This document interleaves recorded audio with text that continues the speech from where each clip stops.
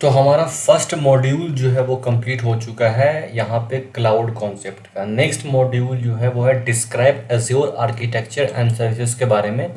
तो ये मॉड्यूल्स हम स्टार्ट करते हैं। इस मॉड्यूल्स के अंदर भी चार जो मॉड्यूल्स हैं, तो यहाँ पे हम लोग स्टार्ट करते हैं one by one. Okay, so describe the core architectural component of azure, right. तो यहाँ पे मैं स्टार्ट करता हूँ, what is a Microsoft azure. ठीक है, तो यहाँ पे क्लाउड प्लेटफॉर्म है जहाँ आप कुछ भी बना सकते हो। एप्स हो गया, एआई हो गई, वेबसाइट हो गया, बॉट्स हो गया, सब कुछ। ठीक है, तो ये हो गया माइक्रोसॉफ्ट एज्योर के बारे में। तो एज्योर क्या करता है, बिल्ड कर सकते हो अपने टूल को, फ्रेमवर्क से मैनेज कर सकते हो और हर चीज़ को एक जगह से डिप्लॉय कर सकते हो। तो सब कुछ एक ट्रस्टेड क्लाउड प्लेटफॉर्म पे होता है।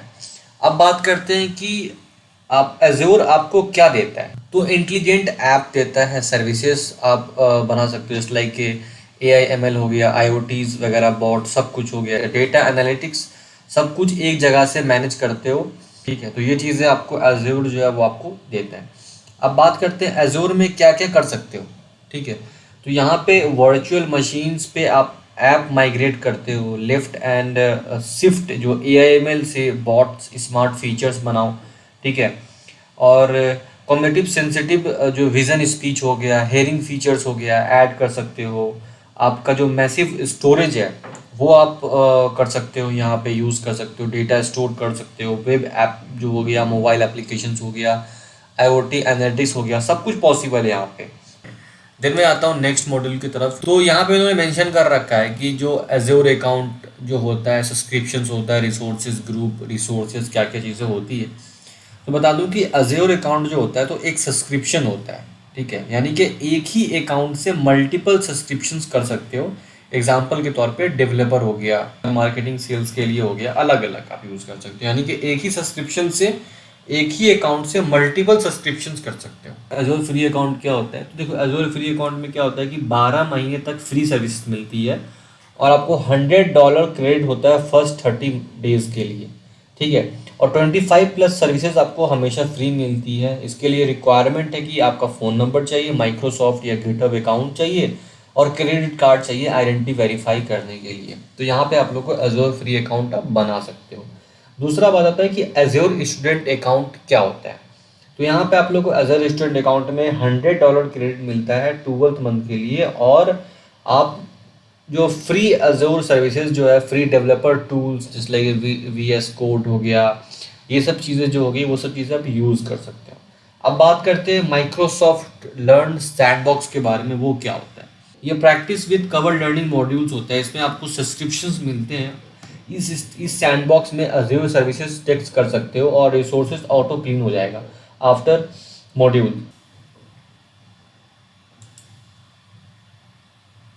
तो यहाँ पे जो है वो आपको, जैसे मैंने बताया कि सैंडबॉक्स है, यहाँ पे आप कमांड प्रॉम्प्ट डाल के ये सब चीज़ें आप कॉन्फ़िगर कर सकते हो।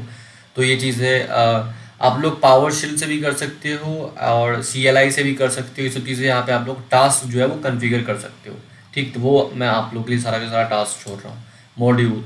देन बात करते हैं कि फिजिकल इंफ्रास्ट्रक्चर के बारे में बात करते हैं। एज्योर फिजिकली इंफ्रास्ट्रक्चर क्या होता है। देखो एज्योर के बारे में, जो एज्योर का जो बेस है वो डेटा सेंटर है।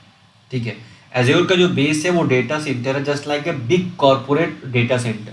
ठीक है, इसमें क्या होता है कि रिस्क जो पावर कूलिंग हो गई, जस्ट लाइक ए नेटवर्किंग हो गई, ग्लोबली स्प्रेड होता है बट नॉट इंडिविजुअली एक्सेसिबल नहीं होता है। वहाँ पे ग्रुप्ड में आपको जो है इसको एक्सेस कर सकते हो, और यहाँ पे रीजन के हिसाब से अवेलेबिलिटी जोन्स होते हैं फॉर बेटर रेजोल्यूशन। ठीक है, अब बात करते हैं इसके अकॉर्डिंग इसमें क्या होता है कि रीजन क्या होता है। रीजन क्या होता है यहाँ पे कि एक रीजन का मतलब होता है कि एक एरिया का जगह, जैसे कि वेस्ट यूएस है, ठीक है, और इंडिया सिंगापुर है, जहाँ एक से ज़्यादा डेटा सेंटर होता है, जहाँ हम एजोर में कुछ रिसोर्सेज बनाते हैं जैसे वर्चुअल मशीन, तो उसका उसको रीजन सेलेक्ट करते हैं, क्योंकि सब रिसोर्सेज सभी रीजन पे अवेलेबल नहीं होती है।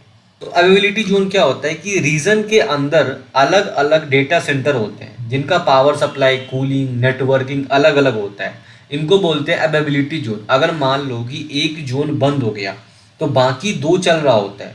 यानी कि मेनली ये यूज़ होता है हाई अवेलेबिलिटी के लिए। जैसे कि मैंने आपको पहले बताया था कि हाई अवेलेबिलिटी क्या होता है कि हम चाहते हैं कि डेटा हमारा हमेशा 24/7 ऑनलाइन रहे। तो जैसे कि वर्चुअल मशीन्स है, डेटाबेस है, लोड बैलेंसिंग डिस्क वगैरह हो गए, वो सारे हमारे ऑनलाइन रहे। तो वो कैसे रहेंगे? मान लो कि कोई एक रीजन में, कोई एक लोकेशन पे हमारा डेटा सेंटर फेल हो गया, तो इसीलिए यहाँ पे क्या किया, एवेबिलिटी जोन्स हमें बताया कि अलग अलग रीजन में जो है डेटा सेंटर होते हैं, जहाँ से हम लोग को अवेबिलिटी को मेंटेन करते हैं इसका। अगर मैं इसकी बात करूँ, अगर मैं इसमें बात करूँ कि रीजन पेयर्स का क्या काम होता है, तो अजोर हर रीजन का एक बैकअप रीजन पेयर बना के रखता है, जो 300 प्लस किलोमीटर दूर होता है। ठीक है, ताकि अगर नेचुरल डिजास्टर हो जाए या फिर सिस्टम फेल हो जाए, एग्जांपल में ले लो कि वेस्ट यूएस है, ठीक है, और ईस्ट यूएस है, तो सभी सर्विसेज जो ऑटोमेटिकली बैकअप नहीं होती है, कुछ मैनुअल सेटअप करना पड़ता है। तो इसीलिए ना यहाँ पे रीजन पेयर बनाए गए हैं कि 300 किलोमीटर के डिस्टेंस के बाद एक दूसरा डेटा सेंटर होगा, एक दूसरा रीजन में हमारा जो बैकअप होगा वो पड़ा होगा। यहाँ पे ज्योग्राफिकली बता रखा है इन्होंने कि यहाँ पे किस तरीके से, जैसे कि ईस्ट यूएस में है तो साउथ ईस्ट एशिया में किस तरीके से होगा। ठीक है, एक एक आपका यहाँ कॉपी होगा, दूसरा आपका वहाँ कॉपी होगा, तीसरा आपका यहाँ कॉपी होगा। अगर कोई चीज़ फेल हो जाता है तो दूसरा वो चीज़ें जो है वो उसको हैंडल कर सकता है। ठीक है, रीजन पेयर की मदद से। अब बात करते हैं सोवरेन रीजन क्या होता है। तो ये एक स्पेशल रीजन होता है जो गवर्नमेंट्स के काम के लिए अलग बनाए जाते हैं। जैसे कि यूएस गवर्नमेंट के लिए US government law, US dollars, China के लिए चाइना नॉर्थ है, चाइना ईस्ट, इन्हें माइक्रोसॉफ्ट नहीं बल्कि ZI वॉयनेट चलाता है। ठीक है, माइक्रोसॉफ्ट नहीं बल्कि ZI वॉयनेट चलाता है। अलग अलग जैसे गवर्नमेंट के लिए जो स्पेशल रीजन होते हैं, उसकी गवर्नमेंट के हिसाब से गवर्नमेंट का काम के लिए अलग अलग बनाए जाते हैं। कैसे यूएस गवर्नमेंट के लिए अलग बना हुआ है, चाइना गवर्नमेंट के लिए अलग बना हुआ है। तो इस तरीके से वो चीज़ें यहाँ पे इसके अंदर आती है। तो दिन मैं बात करता हूँ नेक्स्ट यूनिट की तरफ। नेक्स्ट यूनिट में आता है एजोर मैनेजमेंट एंड इंफ्रास्ट्रक्चर। तो एजोर के अंदर सब कुछ एक प्रिपेयर हायरार्की लाइक एक के अंदर एक दूसरे में अरेंज होता है, ताकि तुम्हारा रिसोर्सेज बिलिंग अच्छे से मैनेज हो सके। ठीक है, अगर मैं बात करूं एजोर रिसोर्सेज बेसिक के बारे में, इवेंट के बारे में, तो कुछ भी बनाते हो तो एजोर पे, चाहे वो वर्चुअल मशीन हो, चाहे वो डेटाबेस हो, चाहे वो फंक्शनिंग ऐप हो, तो उसको रिसोर्सेज बोलते हैं। ठीक है, तो रिसोर्सेज किसको बोलते हैं? कुछ भी बनाते हो एजोर पे, चाहे वो वर्चुअल मशीन हो, चाहे डेटाबेस हो, चाहे फंक्शंस ऐप हो, तो उसको रिसोर्सेज बोलते हैं। रिसोर्सेज एजोर को छोटा काम या यूनिट को ले, रिसोर्सेज मतलब एजोर का छोटा काम का यूनिट। वर्चुअल मशीन हो गया, एसक्यूएल हो गया, डेटाबेस हो गया, एजोर जो डेटाबेस हो गया, स्टोरेज अमाउंट हो गया, फंक्शनिंग ऐप हो गई, ये सब क्या हो गया? ये सब रिसोर्सेज हो गए। ठीक है, अब यहाँ पे आते हैं रिसोर्सेज ग्रुप। तो रिसोर्सेज ग्रुप क्या होता है? एक बकेट कह लो, एक बकेट होता है, एक थैला होता है जिसमें आप सारे के सारे रिसोर्सेज डालते हैं। ठीक है, एक बकेट होता है जिसमें जिसमें रिसोर्सेज रखते हो। अजोर में, अजोर के अंदर में जो रिसोर्सेज आपने बनाया है, तब उसको एक रिसोर्सेज ग्रुप में बहुत सारे रिसोर्सेज हो सकते हैं, लेकिन एक रिसोर्सेज में सिर्फ एक ही ग्रुप होते हैं। जैसे कि मान लो आपने एक बकेट के अंदर में मल्टीपल रिसोर्सेज बना के डाल दिया, तो एक रिसोर्सेज ग्रुप हो गया। ठीक है, एक रिसोर्सेज ग्रुप के अंदर में मल्टीपल रिसोर्सेज हो सकते हैं। अब यहाँ पे इन्होंने बताया कि रिसोर्सेज ग्रुप डिलीट किए तो उसके अंदर का सारा रिसोर्सेज भी डिलीट हो जाएगा। यानी कि रिसोर्सेज ग्रुप को ऊपर से मैनेज कर सकते हो। एक रिसोर्सेज ग्रुप डिलीट हुआ तो उसके अंदर के सारे रिसोर्सेज डिलीट हो गए। एक साथ एक्सेस करना है या फिर डिलीट करना है इजीली हो जाता है। और डेवलपर टेस्टर्स के लिए जो प्रोडक्टिविटी के हिसाब से अलग अलग ग्रुप बना सकते हो। ठीक है, यहाँ पे नेस्टेड ग्रुप नहीं बन सकता। नेस्टेड ग्रुप मतलब ग्रुप्स के अंदर जो रिसोर्सेज, ग्रुप्स के अंदर रिसोर्सेज ग्रुप नहीं बन सकता। आपको अलग अलग रिसोर्सेज ग्रुप आप बना सकते हो डेवलपर के लिए, टेस्टर के लिए। अब बात करते हैं एज्योर सब्सक्रिप्शंस के बारे में। तो एज्योर सब्सक्रिप्शंस में क्या होता है? बिल जो होता है वो एक्सेस के बॉस होते हैं, यानी कि एक बड़ा लेवल होता है जिसके अंदर मल्टीपल रिसोर्सेज ग्रुप होता है। ठीक है, अब यहाँ पे सब्सक्रिप्शंस का जो काम है वो मान लो कि बिलिंग हैंडल करना होता है, रिसोर्सेज क्रिएट का परमिशन देना होता है, एक्सेस कंट्रोल मैनेज करना होता है। हर एज्योर के पास कम से कम एक सब्सक्रिप्शन ज़रूर होता है। एक अकाउंट में मल्टीपल सब्सक्रिप्शंस भी हो सकता है। ठीक है, अगर मैं बात करूं कि एज्योर मैनेजमेंट ग्रुप के बारे में, अगर मैं बात करूं कि एज्योर मैनेजमेंट ग्रुप क्या है, तो यहाँ पे सबसे सबसे ऊपर का लेवल जो है, मान लो सबसे ऊपर का जो लेवल है, अगर मैं दिखाऊँ आप लोग को यहाँ पे जो इन्होंने मेंशन किया गया, तो सबसे ऊपर का जो लेवल है वो अगर तुम्हारे पास मल्टीपल सब्सक्रिप्शन है तो उसका एक ही जगह से कंट्रोल करने के लिए होता है। ये मैनेजमेंट ग्रुप जो सबसे टॉप लेवल ग्रुप आप लोग को दिख रहा होगा, ठीक है। तो एक होता है डायरेक्टरी, जिसमें एक डायरेक्टरी में 10,000 मैनेजमेंट ग्रुप बना सकते हो, ठीक है। यानी कि एक डायरेक्टरी ग्रुप में आप 10,000 मैनेजमेंट ग्रुप बना सकते हो, ठीक है। उसके बाद एक ट्री में ना 6 लेवल होते हैं, हायरार्की बना सकते हो। एक ट्री के अंदर में हाईएस्ट जो होता है वो 6 लेवल आप हायरार्की बना सकते हो। तो इस तरीके से यहाँ पे जो है ये सब चीज़ें हैं, सब्सक्रिप्शंस के अंदर में ये सब चीज़ें, ये सब फैसिलिटीज़ आपको मिलती है। देन मैं बात करता हूँ नेक्स्ट मॉड्यूल की तरफ, जो कि आता है क्रिएट अ एज्योर रिसोर्सेज। ये भी आपका एक्सरसाइज है जो कि आपको खुद से करना है, ये आपका होमवर्क है। देन में नेक्स्ट मॉड्यूल असेसमेंट है, ये आपको खुद से करना है, ठीक है।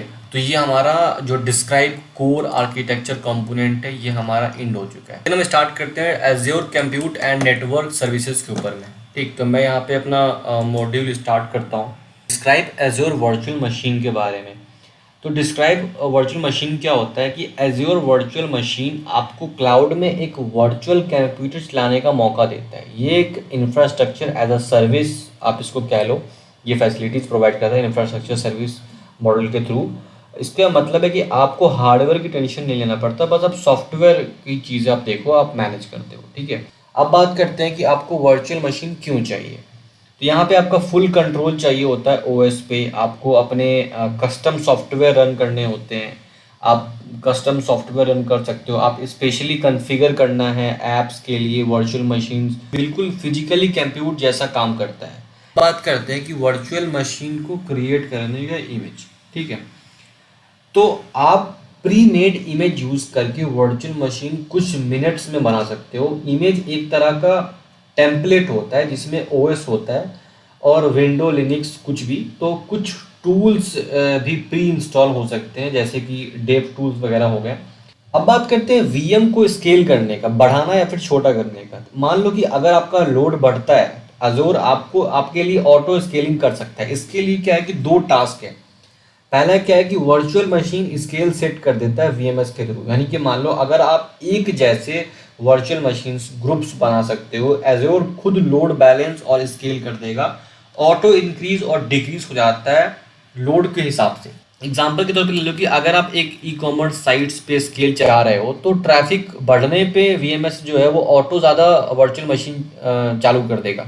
और सेकेंड चीज़ है अवेबिलिटी सेट करना। आपको वर्चुअल मशीन को ऐसे ग्रुप करता है कि एक सिंगल फेलियर पावर या नेटवर्क से सब डाउन नहीं हो जाए, ठीक है। इसमें अपडेट डोमेन का ऑप्शन आता है कि एक टाइम पे सिर्फ कुछ वर्चुअल मशीन्स अपडेट होता है, और फॉल्ट डोमेन होता है जैसे कि अलग अलग पावर नेटवर्किंग जोन में वर्चुअल मशीन्स होते हैं। अगर एक सर्विसेज के स्विच फेल हो गया तब भी वर्चुअल मशीन्स काम करता रहेगा, ठीक है। तो ये सब चीज़ें इनकी फैसिलिटीज़ हैं। यहाँ पे इन्होंने बताया कि वर्चुअल मशीन अवेलेबिलिटी सेट करना किस तरीके से होता है, एंड एग्जांपल्स मैंने आपको दे दिए हैं, ठीक है। यहाँ पे अगर मैं बात करूँ कि वर्चुअल मशीन यूज़ करने का रियल लाइफ एग्जांपल क्या है, वर्चुअल मशीन यूज़ करने का रियल लाइफ एग्जांपल क्या है, तो यहाँ पे टेस्टिंग और डेवलपमेंट के लिए डिफरेंट ओएस या एप्लीकेशन टेस्ट करना हो तो परफेक्ट है वर्चुअल मशीन, ठीक है। उसके बाद से क्लाउड ऐप होस्टिंग, यानी कि ऐप को अगर क्लाउड पे रन करना चाहते हो, ठीक है, पे एज यू गो के बेसिस पे आप जा सकते हो। डेटा सेंटर एक्सटेंड करना है, आपको अपने ऑफिस का नेटवर्क एज्योर वर्चुअल मशीन्स से एक्सटेंड कर लो, ये चीज़ें कर सकते हो। डिजास्टर रिकवरी है, अगर लोकल सर्वर बंद हो गया तो बैकअप एज्योर वर्चुअल मशीन्स से आप चालू कर दो, ठीक है। ये सब चीज़ डिजास्टर रिकवरी में वो चीज़ आपको हेल्प करेगी। और यहाँ पे लिफ्ट एंड शिफ्ट एक कॉन्सेप्ट आता है, अपने एग्जिस्टिंग फिजिकल सर्वर को क्लाउड में शिफ्ट करना या सेम कॉन्फ़िगरेशन सेम ओएस के थ्रू।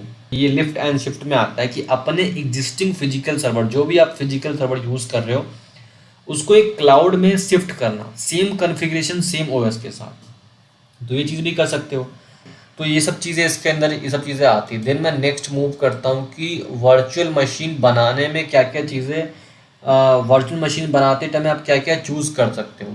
तो ये तो एक्सरसाइज है, आप यहाँ पर अपने हिसाब से कर सकते हो, बट वर्चुअल मशीन बनाते टाइम आप क्या चूज़ करते हो, जैसे साइज़ कितना हो गया, कोर और रैम चाहिए, स्टोरेज कितना चाहिए, हमें एसएसडी चाहिए या एचडी चाहिए, डिस्क चाहिए, नेटवर्किंग में हमें आईपी एड्रेस हो गया, वर्चुअल नेटवर्किंग पोर्ट्स, ये सब चीज़ें हमें जो वर्चुअल मशीन बनाते टाइम ये सब चीज़ों को हमें चूज़ करना पड़ता है, हमें इस सब चीज़ों को देखना पड़ता है कि साइज़ कितना है, कोर क्या क्या चाहिए, रैम क्या होगा, स्टोरेज हमें कितना चाहिए, एसएसडी लेना है या हार्ड डिस्क लेना है, डिस्क लेना है, नेटवर्किंग का क्या क्या चीज़ें हैं, तो वो सब चीज़ें यहाँ पे होती हैं चीज़ों के अंदर में। देन मैं बात करता हूँ एज्योर वर्चुअल डेस्कटॉप के बारे में, एवीडी भी कहते हैं। तो ये cloud basis virtual desktop services हैं। इसमें मल्टीपल्स ऐप्स अपने विंडो डेस्कटॉप से एप्लीकेशंस को कहीं से भी एक्सेस कर सकते हो, चाहे लैपटॉप हो, चाहे मोबाइल्स हो, चाहे ब्राउज़र से। जैसे आपका विंडो पीसी एक रिमोटली सर्वर पे चल रहा हो और आप उसको कहीं से भी एक्सेस कर सकते हो। लाइक आप जैसे कि एक विंडो पीसी पे कोई भी कुछ चल रहा है रिमोटली सर्वर पे और आप उसको चाह रहे हो कि आप उसको कहीं से भी एक्सेस कर सकते हो, किसी भी डिवाइस से, लैपटॉप हो गया, फ़ोन हो गया, तो वो चीज़ें जो होती है वो अज़ूर वर्चुअल डेस्कटॉप के थ्रू आप लोग को हेल्प करती है, वो प्रोवाइड करती है। तो वो चीज़ें जो फीचर्स है वो आप लोग को अज़ूर वर्चुअल डेस्कटॉप फीचर के थ्रू आप लोग को प्रोवाइड होती है। देन मैं अगर बात करता हूँ कि की फीचर्स क्या है, तो सिक्योरिटी बूस्ट होती है आपको, एक सेंट्रलाइज सिक्योरिटी माइक्रोसॉफ्ट इंट्रा आपको आईडी मिलता है, जिसके थ्रू आपको मल्टी फैक्टर ऑथेंटिकेशन एमएफए मिलता है लॉगिन सिक्योर करना बनाने के लिए। एंड काफ़ी सारी चीज़ें लाइक कि RAAC यानी कि रोल बेस्ड एक्सेस कंट्रोल भी मिलता है, यानी कि हर रोल के हिसाब से यूज़र को एक्सेस मिलती है कि उसको कितना एक्सेस देना, उसके रोल के हिसाब से जो है वो डिसाइडेड होता है। लोकल डिवाइसेस पे कोई डेटा स्टोर नहीं होता है, सब कुछ क्लाउड पे होता है। जस्ट लाइक मैं एक चला रहा हूँ, एक मेरी ऑपरेटिंग सिस्टम चल रही है, मेरी एक विंडो चल रही है, राइट। तो मैं यहाँ पे कोई भी फाइल डाउनलोड कर सकता हूँ, कोई भी फाइल शेयर कर सकता हूँ, बट यहाँ पे क्या हो रहा है कि लोकल डिवाइसेस पे आप कोई भी डेटा स्टोर नहीं कर सकते, वो एक वर्चुअली क्लाउड पे रहेगा। आप एक क्लाउड एक एप्लीकेशन रहेगा, उसको आप ओपन करोगे और सेम इंटरफेस आएगा, जिस तरीके का इंटरफेस आप लोगों को यहाँ पे शो कर रहा है ना, यहाँ पे साइड बार ऑप्शन शो कर रहे हैं, वो सेम एज इट इज़ वो क्लाउड पे आपका एक कंप्यूटर रहेगा और आप सेम सारे के सारे जो ऑपरेशंस यहाँ करते हो, लाइक अपने वर्ड चलाना, एक्सेल चलाना, जो भी एप्लीकेशन चलाते हो आप यहाँ पे अपने लैपटॉप के अंदर में, वो सारी की सारी सेम एप्लीकेशंस आप वहाँ पे यूज़ कर सकते हो क्लाउड सर्विसेज के ऊपर में, ठीक है। बट इसमें क्या होता है, एक फैसिलिटीज चीज़ें सिक्योरिटी बढ़ जाती है कि आप जो है अब डेटा शेयर नहीं कर सकते, राइट। आप अपनी डेटा जो है वहाँ से यहाँ डेटा नहीं ले सकते। इससे क्या होता है कि किसी भी ऑर्गेनाइजेशन की जो इन्फॉर्मेशन है, जो उसका डेटा है, वो प्रोटेक्टेड रहता है, वो प्राइवेट रहता है। तो यहाँ पे ये चीज़ें इसके अंदर में कह रही है कि सिक्योरिटी बूस्ट हो जाती है और लोकल डिवाइसेस पे कोई भी डेटा स्टोर नहीं होता है, सब कुछ क्लाउड पे होता है। देन मैं अगर बात करूँ कि मल्टी यूज़र सपोर्ट मिल जाता है विंडो 10 और 11 के लिए, मल्टी सेशन के लिए। यहाँ पे जो है आप लोग को जो एवीडी है, जो एज़ोर वर्चुअल डेस्कटॉप पे आप लोग को मल्टीपल यूज़र एक ही वर्चुअल मशीन्स पर साइमल्टेनियसली काम कर सकता है, ठीक है। ये एक्सेस कर सकते हो किसी भी टाइम, कहीं से भी आप उसको एक्सेस कर सकते हो, ठीक है। तो ये सब चीज़ें यहाँ पे इन्होंने मेंशन कर रखा है। देन मैं नेक्स्ट यूनिट की तरफ बढ़ता हूँ कि अज़ोर कंटेनर हमारा है। तो अज़ोर कंटेनर क्या होता है, यहाँ पे कंटेनर एक लाइट वेट वर्चुअल इन्वायरमेंट होता है। यहाँ पे आपको इन्वायरमेंट मिलता है, तो इसके अंदर में क्या होता है, जिसमें आप अपना एप्लीकेशन रन कर सकते हो बिना अपना ओएस चलाए हुए। कंटेनर एक ऐप का पोर्टेबल बॉक्स होता है जो एक जगह बनाओ और कहीं भी चला सकते हो, ठीक है। आपने एक कंटेनर के अंदर में एप्लीकेशंस कर लिया, पोर्टेबल ये एक बॉक्स है जहाँ पे आप एक बार इसको एक जगह बना लेते हो और कहीं भी चला सकते हो। ये फैसिलिटी देता है कंटेनर के अंदर में। अज़ूर में जो कंटेनर चलते हैं उसके 3 पॉपुलर टास्क है, राइट। तो पहला चीज़ है कि अज़ूर कंटेनर जो इंस्टेंट होते हैं, जिसको हम ECI कहते हैं, जो अज़ूर कंटेनर इंस्टेंट होते हैं, ये फास्ट और सिंपल होता है, ठीक है। इसको डायरेक्ट कंटेनर अपलोड करो और रन करो, डायरेक्ट कंटेनर आप अपलोड करो और रन कर सकते हो। इसमें कोई नीड नहीं है मैनेज करने की वर्चुअल मशीन्स को, ठीक है। और ये बेस्ट फॉर क्विक टेस्ट है, अगर आपको जल्दी कोई टेस्ट करना है, इसको स्मॉल वर्कलोड है, तो ये बेस्ट है, ठीक है। ये जो आपका जो फीचर्स है अज़ूर कंटेनर इंस्टेंस वाला, ये बेस्ट है। तो दूसरे तरह का होता है, वो होता है अज़ूर कंटेनर ऐप्स।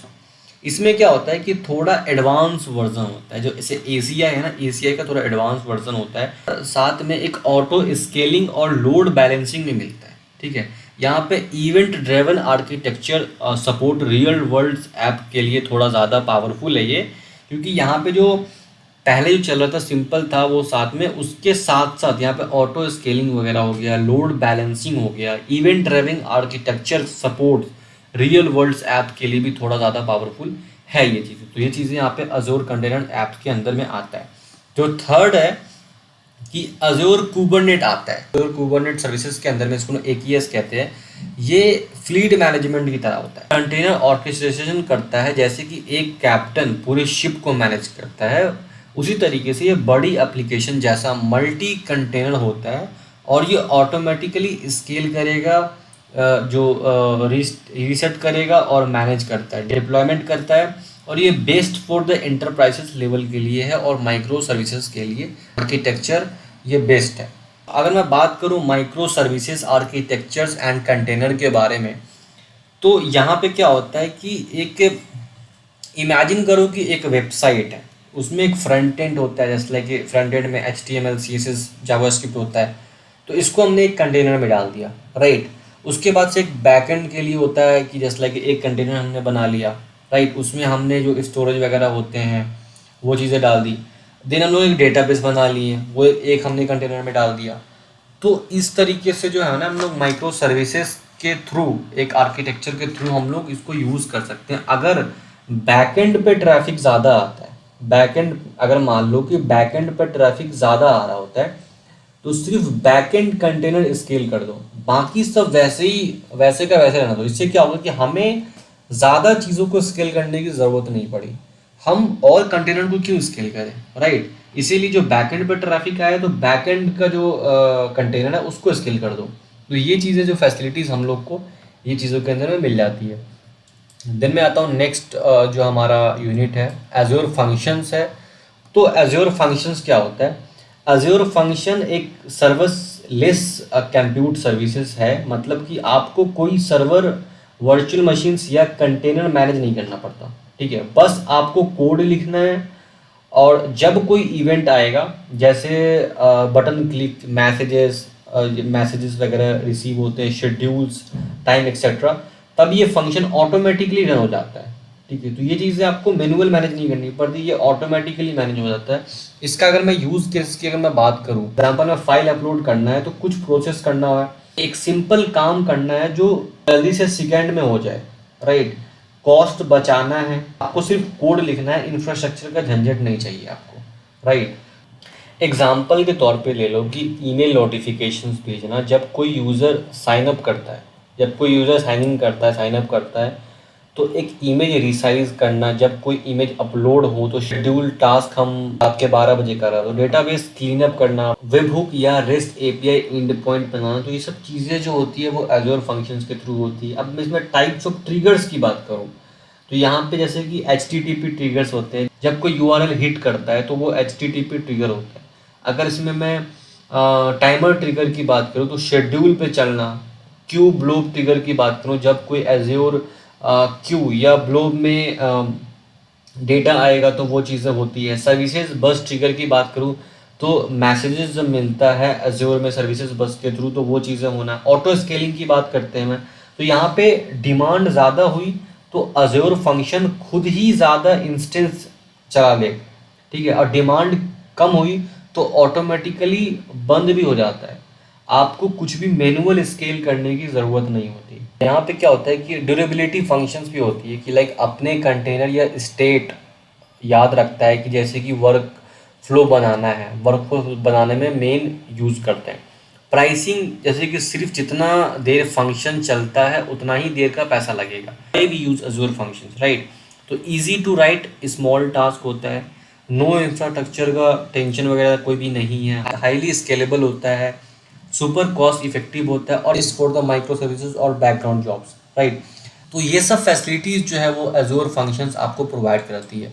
अगर मैं बात करूँ कि डिस्क्राइब एप्लीकेशंस होस्टिंग ऑप्शंस के बारे में, तो एज्योर एप्लीकेशंस होस्टिंग के जो ऑप्शंस होते हैं, आप जब भी किसी ऐप्स को एज्योर पर होस्ट करना चाहते हो तो आपके पास कुछ पॉपुलर ऑप्शंस होते हैं।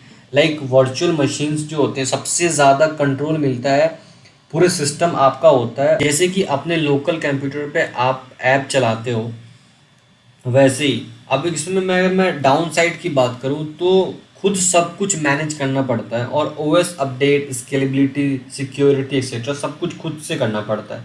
अब best for the legacy app, यहाँ जो कस्टमाइज बहुत चाहिए होता है तो उसके लिए यहाँ पे बेस्ट है, जो बहुत ही अपने हिसाब से कस्टमाइज फीचर्स वगैरह चाह रहे होते हैं उसके लिए ये चीज़ें जो है वो बेस्ट है। अगर मैं बात करता हूँ एज्योर ऐप सर्विसेज के बारे में, तो यहाँ पे ये सबसे इजी ऑप्शंस होता है, आपको सर्विसेज या इंफ्रास्ट्रक्चर मैनेज नहीं करना पड़ता, बस कोड लिखो और आप डिप्लॉय कर दो, ठीक है। एज्योर सब कुछ संभाल लेता है, विंडोज़ और लिनक्स दोनों को सपोर्ट करता है ये चीज़ें, ठीक है। अगर मैं बात करूँ कि यहाँ पे एज्योर ऐप सर्विसेज डिटेल की बात करूँ तो क्या क्या बनाया जा सकता है, ठीक है। तो यहाँ पे आप लोग वेब ऐप्स बना सकते हो, नॉर्मल वेबसाइट या फिर एप्लीकेशंस वगैरह हो गया, एपीआईज ऐप बना सकते हो, रेस्ट एपीआई बनाने के लिए आप यूज़ कर सकते हो। आप वेब जॉब्स यानी कि बैकग्राउंड टास्क और डेली ईमेल वगैरह के लिए जो एप्लीकेशंस होती है वो सब चीज़ें आप कर सकते हो। मोबाइल एप्लीकेशन बना सकते हो, backend for the Android iOS app वगैरह बना सकते हो। अगर मैं इसमें फीचर्स की बात करूँ तो यहाँ पे ऑटो स्केलिंग होता है, ट्रैफिक बढ़ने पे ऐप खुद स्केल हो जाएगा, और हाई एवेबिलिटी होती है, ऐप कभी भी डाउन नहीं होता है। लोड बैलेंसिंग का भी जो यूज़ करता है ये चीज़ें, CI/CD सपोर्ट करता है, गिटहब हो गया, एज्योर डेवऑप्स से भी ऑटोमेटिक डिप्लॉय हो जाता है। अगर मैं एग्जांपल में यूज़ केस बताऊँ आपका, तो आपको अपना एक वेबसाइट बनाना है रिएक्ट प्लस नोड जेएस से, तो आप ऐप उस वेब सर्वर पे होस्ट कर सकते हो। ये सब चीज़ें जो थी वो एग्जांपल था ऐप सर्विसेज का, तो इन सब के थ्रू आप लोग जो है वो ऐप क्रिएट कर सकते हो, डिप्लॉय कर सकते हो। तो ये सब चीज़ें यहाँ पे मेंशन है इस यूनिट के अंदर में। देन मैं नेक्स्ट मूव करता हूँ डिस्क्राइब एज्योर वर्चुअल नेटवर्क के बारे में। एज्योर वर्चुअल नेटवर्क एक प्राइवेट नेटवर्क होता है जो आपको एज्योर रिसोर्सेज जैसे virtual machines, web app, databases वो एक दूसरे से सीमलेस कनेक्शन कनेक्ट करने देता है, जैसे कि आपको अपना क्लाउड बेस्ड लैन हो, जैसे लोकल एरिया नेटवर्क हो, राइट। अगर मैं की फीचर्स की बात करूँ एज्योर वर्चुअल नेटवर्क की, तो ये आपको सबसे पहले तो आइसोलेशन एंड सेगमेंटेशन प्रोवाइड करता है, यानी कि आइसोलेशन एंड सेगमेंटेशन के अंदर में आप अलग अलग जो वर्चुअल नेटवर्क बना सकते हो। हर वर्चुअल नेटवर्क का अपना आईपी एड्रेस आप रेंज होता है, राइट। यहाँ पे आप सबनेट क्रिएट कर सकते हो और फॉर अ बेटर मैनेजमेंट। अगर मैं बात करूँ इंटरनेट कनेक्टिविटी की, तो इंटरनेट कनेक्शंस यहाँ पे अगर किसी रिसोर्सेज को इंस्टेंट से एक्सेस करना है तो उसको पब्लिक आईपी या लोड बैलेंसिंग के थ्रू कनेक्ट कर सकते हैं। अगर मैं बात करूँ ऑन प्रोमिसेस के साथ कम्युनिकेशन करना, तो पॉइंट टू साइड यानी कि P2S क्लाइंट डिवाइस से एज्योर वर्चुअल नेटवर्क को वर्चुअल नेटवर्क के थ्रू कनेक्ट कर सकता है, को VPN वर्चुअल प्राइवेट नेटवर्क के थ्रू कनेक्ट कर सकता है। साइड टू साइड में क्या होता है, S2S में ऑन जो promise virtual private network device जो होता है एज्योर का, वो VPN गेटवे के बीच कनेक्शन करता है। यहाँ पे एक्सप्रेस जो रूट्स होता है, डायरेक्शंस जो डायरेक्ट करता है प्राइवेट कनेक्शंस, एज्योर टास्क वगैरह हो गया, हाई सिक्योरिटी और बैंडविड्थ वगैरह प्रोवाइड कराता है। अगर मैं आप लोग को राउटिंग नेटवर्क ट्रैफिक के बारे में बात करूं तो एज्योर डिफ़ॉल्ट राउटिंग करता है, ठीक है। कस्टम राउट टेबल्स आप BGP बॉर्डर गेटवे प्रोटोकॉल से राउटिंग कस्टमाइज कर सकता है। फिर मैं बात करता हूँ फिल्टर ट्रैफिक सिक्योरिटी के बारे में, तो NSG जो होता है, नेटवर्क सिक्योरिटी ग्रुप्स जो होते हैं, इसमें रूल्स बनाने होते हैं कि अलाउ और डिनाउ ट्रैफिक के लिए। नेटवर्क वर्चुअल अप्लायंसेस जो NVA होता है, नेटवर्क वर्चुअल अप्लायंसेस फायरवॉल या वाइड एरिया नेटवर्क ऑप्टिमाइजेशन के लिए स्पेशल वर्चुअल मशीन्स होते हैं।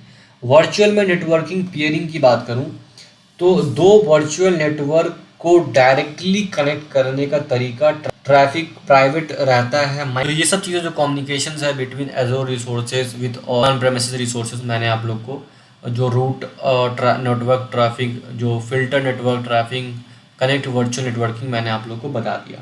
नेक्स्ट यूनिट की तरफ मूव करता हूँ। यहाँ पे फिर से आपका एक्सरसाइज है जो कि आपको करने हैं। देन मैं next azure virtual private network की तरफ।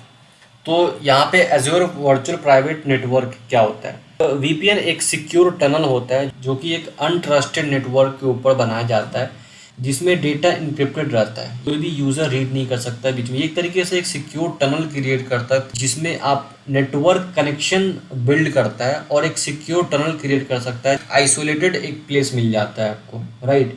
तो एज्योर में जो VPN का यूज़ होता है, जो कि ऑन प्रोमिसेस नेटवर्क यानी कि मल्टीपल एज्योर वर्चुअल नेटवर्क को सिक्योरली कनेक्ट करने के लिए यूज होता है।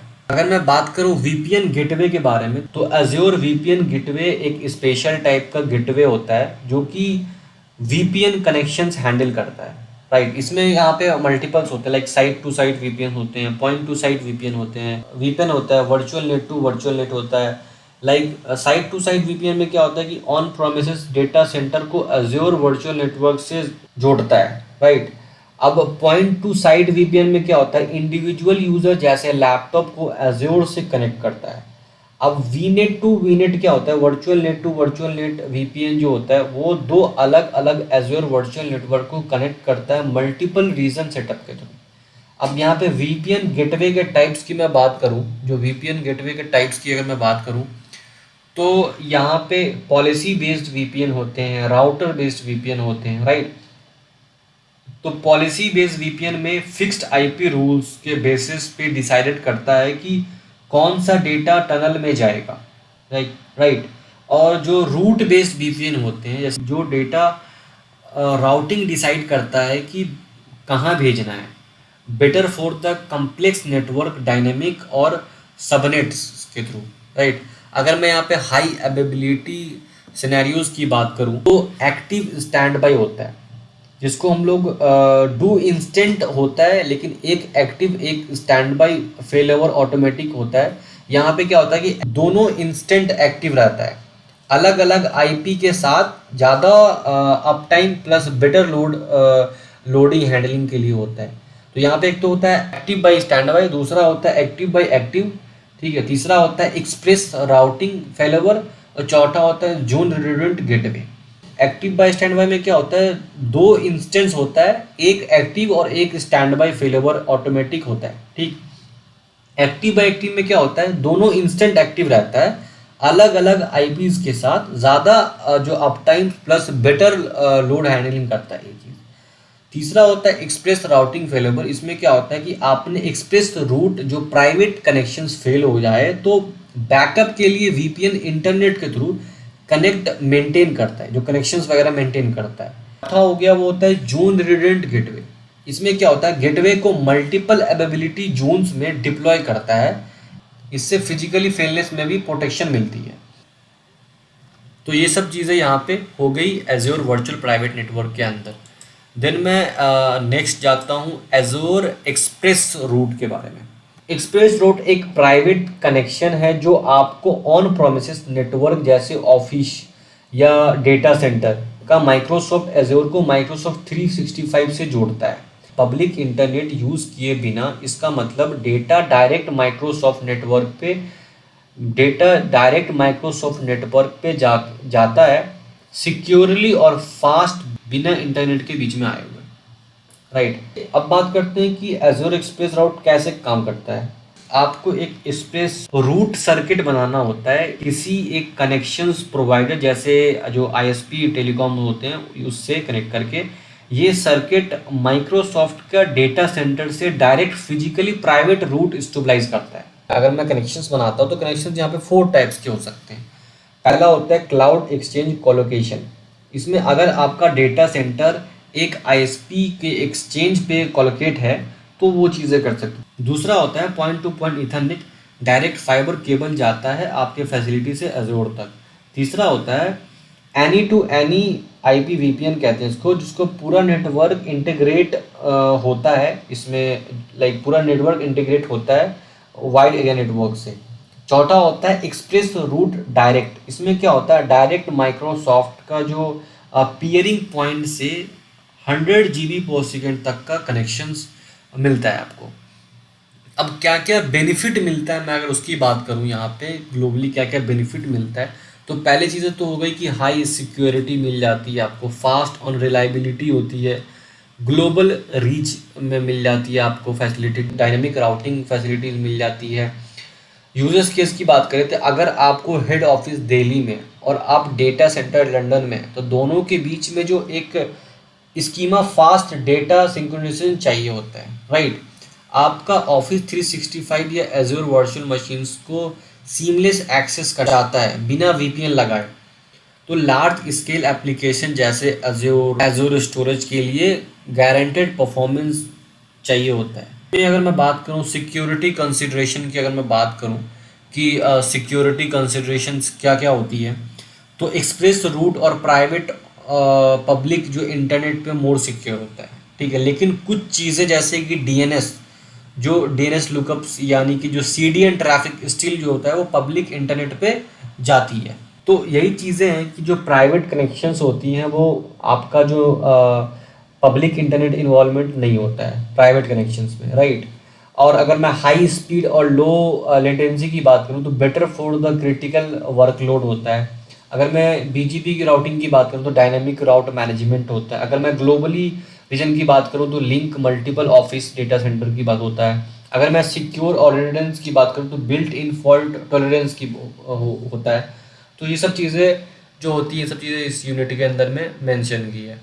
फिर मैं जाता हूँ नेक्स्ट यूनिट की तरफ जो कि है एज्योर डीएनएस। तो एज्योर डीएनएस क्या होता है? एज्योर डीएनएस एक डोमेन नेम सिस्टम होता है जो कि एक होस्टिंग सर्विस, जैसे कि आप कोई वेबसाइट सर्च करते हो तो आपको एक आईपी एड्रेस उस वेबसाइट की होती है, राइट। तो वो आईपी एड्रेस को एक नाम में कन्वर्ट करने का और उस नाम से जो आईपी एड्रेस में कन्वर्ट करने का काम जो होता है वो डीएनएस करता है। तो डीएनएस एक डोमेन नेम सिस्टम होता है, होस्टिंग सर्विस है जो आपको एक डोमेन नेम को एज्योर के थ्रू मैनेज करता है। ये माइक्रोसॉफ्ट एज्योर का पार्ट है और आपको डोमेन को के लिए फास्ट, सिक्योर और high availability name resolutions provide करता है। जैसे www.server.com है, तो एग्जांपल का आईपी एड्रेस कन्वर्टेड होगा, एग्जांपल मेरा एक आईपी एड्रेस कन्वर्ट होगा, उसका IP address 192 dot something something like this होगा, ठीक है। तो इस तरीके का होता है। फिर जब आप एक डायरेक्टली आप याद नहीं कर सकते ना, हर कंपनी की आप आईपी एड्रेस नहीं याद रख सकते। जैसे मैं google.com लिखता हूँ, मैं माइक्रोसॉफ्ट लिखता हूँ, तो मैं माइक्रोसॉफ्ट लिख रहा हूँ, मैं माइक्रोसॉफ्ट की एग्जैक्ट आईपी एड्रेस नहीं लिख रहा हूँ गूगल पे जाके। आईपी एड्रेस याद करना पॉसिबल ही नहीं है। तो हम लोग गूगल पे क्या लिखते हैं? माइक्रोसॉफ्ट लिखते हैं, अमेजोन लिखते हैं, फ्लिपकार्ट लिखते हैं, राइट। तो फ्लिपकार्ट क्या एक नाम है, बट उसके पीछे हिडन क्या है, उसकी एक आईपी एड्रेस हिडन है। हमने एक नाम डाला, उस नाम को सर्च करता है अपने आईपी एड्रेस, वो डीएनएस के थ्रू उस नाम से आईपी एड्रेस निकालता है, उस आईपी एड्रेस पे जाता है और हमें पेज ला के देता है, जो ब्राउज़र इस तरीके से काम करता है। अगर मैं बात करता हूँ बेनिफिट क्या है एजोर डीएनएस का, तो हाई परफॉर्मेंस मिलता है। एजोर का ग्लोबली डीएनएस सर्वर है, यूज़ करते हैं। एनी कॉस्ट नेटवर्किंग के जो क्वेरीज हैं वो फास्टेस्ट आंसरिंग मिलेगा आपको। सिक्योरिटी की बात करूँ तो यहाँ पे आरबीसी एक्टिविटीज़ लॉग्स होते हैं और रिसोर्सेज लॉकअप जैसे टूल्स से फुल कंट्रोल मिलता है, इजी टू यूज़ होता है। एज्योर जो होता है वो portal, CLI, power shells, API सबसे मैनेज कर सकते हो आप। अगर मैं प्राइवेट डीएनएस सपोर्ट की बात करूँ तो आप अपने कस्टम डोमेन नेम यूज़ कर सकते हो विदाउट प्राइवेट एज्योर नेटवर्क, ठीक है। इस रिकॉर्ड क्या होता है, मान लीजिए आपका वेबसाइट www.softserver.com है, अजोर सीडीएन ये पब्लिक आईपी से लिंक है। अजोर आईपी चेंज होता है तो एलाइस रिकॉर्ड ऑटोमेटिकली नई आईपी से पॉइंट कर देगा और आपको मैन्युअली कुछ नहीं करना पड़ेगा। अगर मैं सिक्योरिटी फीचर्स की बात करूं तो एज्योर जो आरबीएसी है हर यूजर्स के लिए रोल के अकॉर्डिंगली आपको एक्सेस कंट्रोल देता है। एक्टिव लॉग्स यानी कि कौन क्या चेंज कर रहा है वो ट्रैक कर सकते हो आप, यहाँ पे आपको एक्टिव लॉग मिल जाता है, फैसिलिटीज, राइट। इन शॉर्ट अगर मैं बात करूँ आप लोग को इस यूनिट के अंदर में क्या था कि एज्योर डीएनएस फास्ट है, सिक्योर है और इजी डोमेन्स फैसिलिटी देता है आप लोग को। Easy domain management, instant एजोर ecosystem provide कराता है। एजोर अपने कस्टम डोमेन को एजोर सर्विसेज के साथ टाइटली इंटीग्रेट कर सकते हो और ऑटो अपडेट और फॉल कंट्रोल को बचा सकते हो, राइट। तो ये चीज़ें थी आपका इस यूनिट के अंदर में। नेक्स्ट यूनिट जो है वो आपका मॉडल असेसमेंट है और समरी है, तो वो चीज़ें आपके लिए हैं, राइट। अब मैं स्टार्ट करने वाला हूँ describe azure storage services, right. तो मैं यहाँ पे स्टार्ट करता हूँ डिस्क्राइब एज्योर स्टोरेज अकाउंट और सर्विसेज के अंदर बात करते हैं। तो यहाँ पे क्या होता है एज्योर स्टोरेज अकाउंट, ठीक है। तो ये एक स्टोरेज अकाउंट आपको एक यूनिक नाम के साथ एक स्पेस देता है जिसमें आप एज्योर डेटा, जिसमें आप एज्योर डेटा होता है, ये एक वर्ल्ड वाइड एक्सेसिबल होता है HTTP और HTTPS के थ्रू, डाटा होता है सिक्योर और ड्यूरेबिलिटी स्केलेबल होता है। स्टोरेज अकाउंट टाइप की अगर मैं बात करूँ, स्टोरेज अकाउंट टाइप चूज़ करना होता है जब आप अकाउंट क्रिएट करते हो। इससे डिसाइड होता है कि कौन सा सर्विसेज मिलेगा नहीं मिलेगा, और इसमें रिडंडेंट बैकअप ऑप्शंस क्या होगा, उसके लिए किस यूज़ के लिए बेस्ट है, वो सब चीज़ें आप लोग को जो एज्योर जो स्टोरेज अकाउंट है उसमें वो चीज़ आप लोग को बताई जाती है, राइट। तो यहाँ पे आप लोग को रिडंडेंट ऑप्शंस है, लाइक बैकअप्स के टाइप्स है, या मल्टीपल्स टाइप्स यहाँ पे इन्होंने मेंशन किया है बैकअप के। में क्या होता है कि जो स्टोरेज अकाउंट का जो एंड पॉइंट है, डेटा जो एक्सेस लिंक्स होते हैं, हर अकाउंट का जो नाम है वो यूनिक होता है। अजोर में फॉर्मेट अगर मैं बात करूँ तो फॉर्मेट इस तरीके का फॉर्मेट होता है। तो ये चीज़ें यहाँ पे इन्होंने मेंशन किया। अब मैं बात करता हूँ और स्टोरेज रिडंडेंट के बारे में। तो एज़ोर हमेशा आपको डेटा को मल्टीपल कॉपीज़ रखता है, ताकि अगर कभी हार्डवेयर फेल हो गया, लाइट चली गई या कोई नेचुरल डिजास्टर हो तो डेटा सेफ रहे, ठीक है। ये रिडंडेंसी चूज़ करते वक्त ध्यान देने वाली तीन बातें हैं, जो कि प्राइमरी रीजन में डेटा कैसे रेप्लिकेट हो रहा है, राइट। क्या डेटा सेकेंडरी रीजन में भी जा रहा है या नहीं, ठीक है। क्या आपको सेकेंडरी रीजन में डेटा रीड करना है, अगर प्राइमरी फेल हो जाए तो क्या करना है। तो ये सब चीज़ें जो क्वेश्चन मार्क आती है इंसान के अंदर में, कि एज्योर जो स्टोरेज रिडंडेंसी के अंदर में हमें ये सब चीज़ों को ध्यान देना है कि प्राइमरी रीज़न के थ्रू क्या कर सकते हैं, सेकेंडरी रीज़न के थ्रू क्या कर सकते हैं। तो यहाँ पे उन्होंने मेंशन किया कि प्राइमरी रीज़न जो प्राइमरी रीजन में रिडंडेंट जो ऑप्शंस होता है वो होता है एलआरआस। जो एलआरआस में क्या होता है, लोकल रिडंडेंट स्टोरेज होता है। इसमें क्या होता है कि 3 कॉपियाँ होती है, यहाँ पे आप देख सकते हो 3 कॉपियाँ होती है। यहाँ पे 3 कॉपियाँ होती है, डेटा सेंटर में बनता है, ठीक है। और ड्यूरेबिलिटी क्या होता है कि आप 11 लाइन्स याद रख सकते हो, यहाँ पे ड्यूरेबिलिटी इतनी होती है, और 3 कॉपी होती है एक ही डेटा सेंटर में, राइट। तो ये होता है एलआरएस के अंदर में, लोकल रिडंडेंट स्टोरेज के अंदर में। दूसरा आता है ZRS, जोन रिडंडेंट स्टोरेज के अंदर में 3 कॉपी अलग अलग जोन में बनता है, ठीक है। 3 कॉपी जो होता है वो अलग अलग जोन में बनता है। ड्यूरेबिलिटी आपको 12/9 डाल सकते हो। डाउन जोन पे भी डेटा एक्सेस रहता है। हाई अवेलेबिलिटी चाहिए तो ये बेस्ट है, क्योंकि 3 कॉपी है, तीनों अलग अलग जोन में, राइट। उसके बाद आती है यहाँ पे कि सेकेंडरी जो रीजन रिडंडेंट ऑप्शंस है for disaster recovery region level failure के लिए है।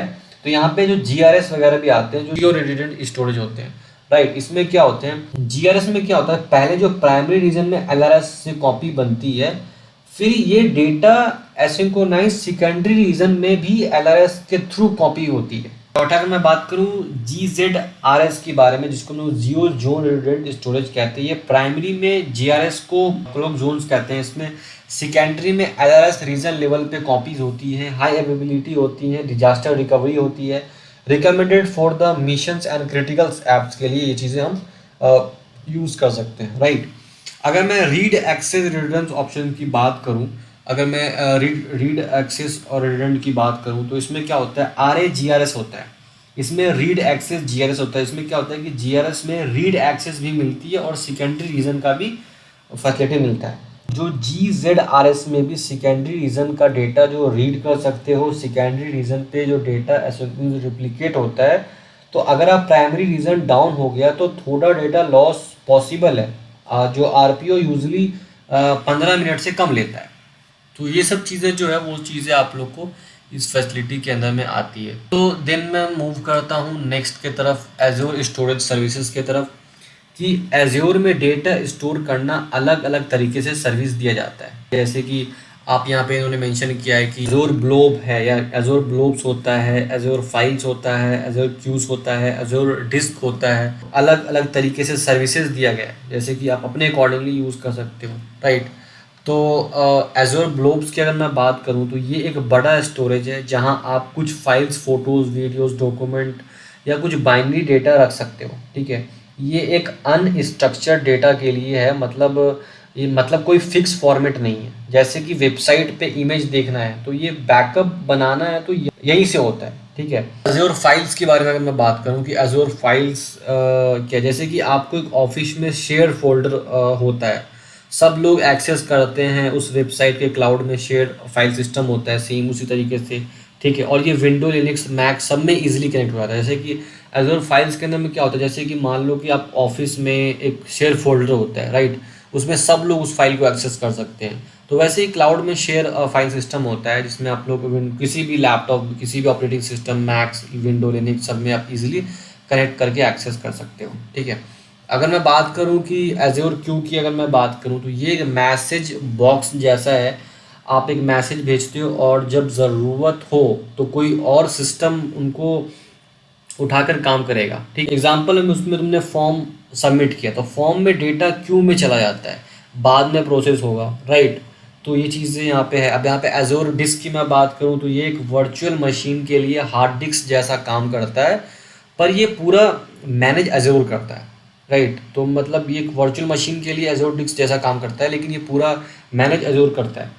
अब आप खुद कुछ करने की ज़रूरत नहीं है यहाँ पे आपको, ठीक है। अगर मैं एज़ोर टेबल की बात करूँ तो अगर आपको सिंपल, फास्ट और लाइट वेट डेटाबेस चाहिए जिसमें आपका जो रिलेशन जैसा एसक्यूएल में होता है वैसा चाहिए तो ये परफेक्ट है। जैसे यूज़र को रिकॉर्ड स्टोर करने के लिए बेस्ट है ये चीज़ एज़ोर टेबल में। एज़ोर स्टोरेज के फ़ायदे और बेनिफिट्स की बात करूँ तो यहाँ पे सबसे पहले तो ड्यूरेबिलिटी और हाई अवेलेबिलिटी है ही, ठीक है। और डेटा जो है वो बर्बाद नहीं होता, हार्डवेयर ख़राब भी हो गया तो डेटा आपका सेफ रहेगा। ये सब चीज़ें फैसिलिटीज़ आप लोग को यहाँ पे मिलती है। चाहो तो एक रीज़न या दूसरे रीज़न में कॉपी भी करके रख सकते हो नेचुरल डिजास्टर से बचने के लिए, ठीक है। सिक्योर है, खुद ही सारे डेटा इनक्रिप्टेड करता है और लॉक कर देता है। आप कंट्रोल कर सकते हो कि कौन एक्सेस करे, ठीक। स्केलेबिलिटी भी है, छोटा वेबसाइट हो तो नेटफ्लिक्स जैसा बड़ा प्लेटफॉर्म सबको डेटा हैंडल कर लेगा ये, ठीक है। मैनेजेस सर्विसेज वगैरह भी करता है, आपको कुछ मेंटेन नहीं करना, सब कुछ एज़ोर वर्ल्ड वाइड सब कुछ एज़ोर वर्ल्ड वाइड मैनेज कर लेगा। दूसरा आता है वर्ल्ड वाइड एक्सेस की, इंटरनेट से कहीं से भी डेटा को HTTP और HTTPS के थ्रू आप एक्सेस कर सकते हो। सारी पॉपुलर प्रोग्रामिंग लैंग्वेज के लिए लाइब्रेरीज भी मिलती है, मल्टीपल्स प्रोग्रामिंग लैंग्वेज जैसे Java, Python, Node, JSON, C hash, ये सब चीज़ें आपको मिलती है, ठीक है। तो ये सब चीज़ें फैसिलिटीज़ आपको है यहाँ पे। तो देन हम मूव करते हैं नेक्स्ट अपना यूनिट की तरफ। तो नेक्स्ट हमारा है क्रिएट अ स्टोरेज ब्लॉक। तो ये हमारा एक्सरसाइज है जो कि आपको करना है। मैं बता दूं कि आपको कैसे कैसे करना है। इसलिए कि सबसे पहले तो यहाँ पे देखो, यहाँ पे क्या है ना कि एज़ोर ब्लॉक स्टोरेज में टायर्स आते हैं, इसलिए कि टायर्स आते हैं डेटा को रखने के लिए, जो टायर्स आते हैं, ठीक है। कई तरीके हैं डेटा को एक्सेस करने का, फ्रीक्वेंसी के हिसाब से पैसा लगता है, इसलिए एज़ोर में 4 अलग टायर्स दिए गए हैं, ठीक है। टायर मतलब कि कब यूज़ करना है, जैसे कि टायर्स जैसे कि हॉट टायर होते हैं, ठीक है। जब डेटा बार बार एक्सेस करना हो, एग्जांपल में वेबसाइट या वेबसाइट का फोटोज, ठीक है, तो आप हॉट टायर चूज कर सकते हो। कूल में क्या आता है, जब डेटा कम एक्सेस होता है पर चाहिए कभी कभी, ठीक है, तो पुराना इन्वॉइसेस हो गया इस तरीके का कुछ, तो वो आता है कूल टायर में। कोल्ड आता है बहुत कम एक्सेस होने वाला डेटा, ठीक है, तो वो आता है एटलीस्ट 90 दिन तक, वो वाला चीज़ होता है ना, वो चीज़ आता है कोल्ड टायर के अंदर में। आर्काइव में क्या होता है, सिर्फ बैकअप या लॉन्ग टर्म के लिए रखते हैं कि एटलीस्ट 180 दिन तक रखता है आर्काइव सेशन में। तो ये सब चीज़ें यहाँ पर टायर्स हैं जो कि आपको एज़ोर ब्लॉक स्टोरेज में आती है, ये सब चीज़ें, ठीक है। तो आप यहाँ पे अपना जो है वो ये रिसोर्सेज जो है आप जो आपका एक्सरसाइज है वो कंप्लीट कर सकते हो। फिर मैं आता हूँ एज़ोर डेटा माइग्रेशंस ऑप्शन के ऊपर में। एज़ोर डेटा माइग्रेशंस क्या होता है कि देखो अपने डेटा, जैसे कि अपने डेटा या एप्लीकेशन जब आप अपने एज़ोर क्लाउड पे ले जाने या ले जाने का सोचते हो तो एज़ोर के पास 2 मेजर ऑप्शंस होते हैं, ठीक है। पहला होता है कि एक रियल टाइम ऑनलाइन माइग्रेशंस करना, जो एज़ोर माइग्रेशंस से होता है, ठीक है। दूसरा होता है कि ऑफलाइन फिजिकल माइग्रेशंस करना, जो कि एज़ोर डेटा बॉक्स से होता है। अब एज़ोर माइग्रेशंस क्या होता है कि यहाँ पे ऑनलाइन माइग्रेशंस का किंग है ये, जो ऑनलाइन माइग्रेशन से 2 तरीके से होता है ना, कि एक होता है कि रियल टाइम ऑनलाइन माइग्रेशन कर ले और एक होता है ऑफलाइन फिजिकल माइग्रेशंस कर ले, राइट। तो यहाँ पे क्या है कि मैं बात करूँ तो एज़ोर माइग्रेशंस, ऑनलाइन माइग्रेशंस के बारे में, तो ये एक सर्विस है जो आपको ऑन प्रोमिसेस आपको कंप्यूटर या लोकल सर्विसेज से एज़ोर क्लाउड माइग्रेशंस करने में मदद करता है। और इसका क्या है कि ये एक सेंट्रल हब की तरह काम करता है कि जिसमें आप प्लान, एक्सेस, चेक करना क्या चीज़ें माइग्रेट होंगी और माइग्रेशन, डेटा ट्रांसफ़र, कर सकते हो। ठीक है, अब अजोर अगर मैं माइग्रेशन टूल की बात करूँ तो यहाँ पे काफ़ी सारे टूल्स हैं, लाइक यहाँ पे डिस्कवर एंड असेसमेंट के अंदर में आप लोग आपको current services, virtual machines, hyper version, physical servers को आप स्कैन करते हो और बताते हो कि क्या माइग्रेट हो सकता है। ठीक है, नेक्स्ट है यहाँ पे सर्वर माइग्रेशंस के ऊपर में। यहाँ पे जो सर्वर माइग्रेशन में क्या होता है कि डायरेक्ट आपको सर्विसेज को एज्योर से माइग्रेशंस करता है, जो virtual machines, hyper virtual, physical server सब काम करते हैं। ठीक है, अगर मैं डेटा माइग्रेशन असिस्टेंट डीएमए की बात करूं, अगर मैं इस चीज़ों की बात करूं तो यहाँ पे क्या होता है कि जो डीएमए यानी कि डेटा माइग्रेशन असिस्टेंट होता है, इसमें क्या होता है कि एसक्यूएल सर्वर को माइग्रेशंस करने से पहले इसको चेक करता है और बताता है कि क्या क्या प्रॉब्लम आ सकती है और नया फीचर्स क्या कैसे मिलेगा। ठीक है, यहाँ पे एज्योर डेटाबेस माइग्रेशन सर्विसेज भी आती है, जो डेटाबेस को एज्योर को एसक्यूएल सर्विसेज वर्चुअल मशीन से एज्योर एसक्यूएल डेटाबेसेस से माइग्रेशंस करता है। राइट, तो ये सब आपका सर्विसेज है, आप लोग उसके अकॉर्डिंगली यहाँ पे यूज़ कर सकते हैं अकॉर्डिंग टू यू। तो मान लो कि वेबसाइट जो आपकी वो .NET और PHP ऐप पे एज्योर ऐप सर्विसेज पे शिफ्ट करते हो। ठीक है, मान लो कि आपका वेबसाइट जो है वो .NEट और PHP ऐप से पे, तो कोई एज्योर ऐप सर्विसेज पे आप शिफ्ट करते हो, तो एज्योर जो डेटा बॉक्स होता है, एज्योर डेटा बॉक्स क्या करता है, ऑफिशियली माइग्रेशन का किंग है ये। जब नेटवर्क कनेक्शन स्लो हो जाता है, डेटा बहुत बड़ा डेटा हो, जैसे कि 4 TB से ज़्यादा का, तब डेटा बॉक्स यूज़ होता है। माइक्रोसॉफ्ट एक फिजिकली बॉक्स हार्ड ड्राइव जैसा डिवाइसेस जो है वो आपके पास भेजता है, आप उस पर अपना डेटा जो है डालते हो, फिर बॉक्स वापस माइक्रोसॉफ्ट को भेजा जाता है और वो एजोर में अपलोड कर देता है। आप एजोर पोर्टल से बॉक्स ऑर्डर करते हो, ट्रैक करते हो और रिटर्न करते हो। जब डेटा अपलोड हो जाता है तो बॉक्स का जो डिस्क है वो प्रॉपर्ली इरेज कर दिया जाता है NIST स्टैंडर्ड के accordingly. Data box use cases कब यूज करते हैं, जब एक ही बार में बहुत बड़ा डेटा एजोर में डालना हो, पुराने टाइप्स के डेटा ऑनलाइन लाना हो, वर्चुअल मशीन्स फॉर्म या एसक्यूएल सर्विस माइग्रेशंस करना हो, या फिर हिस्टोरिकल डेटा को एनालाइज करने के लिए आप एजोर में भेज सकते हैं। तो ये सब तरीके की जो फैसिलिटीज़ है वो आपको मिलती है। अगर मैं शॉर्ट समरी बता दूं इस चीज़ों के बारे में, तो एजोर माइग्रेशन जब ऑनलाइन नेटवर्क से माइग्रेट करना हो, ठीक है, तो ये चीज़ होता है एजोर माइग्रेशन। एजोर डेटा बॉक्स के बारे में बात करें, जब ह्यूज साइज का डेटा हो और नेटवर्क स्लो हो, तब ऑफलाइन माइग्रेशंस के लिए एजोर डेटा बॉक्स आपको भेजा जाता है। तो इन सब के थ्रू आप लोग यहाँ पे यूज़ कर सकते हैं। ठीक है, देन हमारा जो नेक्स्ट यूनिट है वो एजोर फाइल मूवमेंट ऑप्शन है। तो इसमें क्या होता है, एजोर फाइल मूवमेंट ऑप्शन में बड़ा माइग्रेशन या फिर बड़ा डेटा सेंटर के लिए जब आप एजोर माइग्रेट करते हो तो एजोर डेटा बॉक्स, एजोर माइग्रेशंस और एजोर डेटा बॉक्स यूज़ कर सकते हो। ठीक है, जब छोटे लेवल पे कुछ फाइल्स या थोड़ा डेटा मूव करना हो तो एजोर के पास कुछ अलग टूल्स होते हैं। ये 3 टूल्स मेनली यूज़ होते हैं, जैसे कि यहाँ पे AZ कॉपी आपका हो गया, एजोर जो स्टोरेज एक्सप्लोरर हो गया, और तीसरा एजोर फाइल सिंक्रोनस हो गया।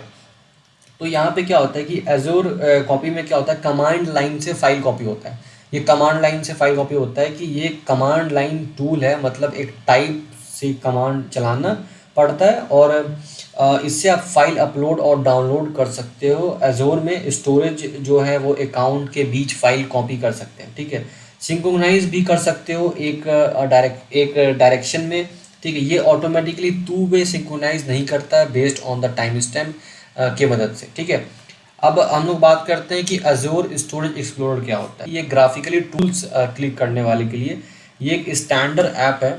विंडो में लिनक्स सब में आप चला सकते हो। अगर आपको कोडिंग कमांड नहीं आती तो ये क्लिक करने के लिए इजीली अपलोडेड डाउनलोडेड कर सकते हो। ठीक है, बैकएंड में ये एक AZ कॉपी को ही यूज़ कर रहा होता है, बस आपको कमांड नहीं लिखना पड़ता है, बस आपको क्लिक करना पड़ता है।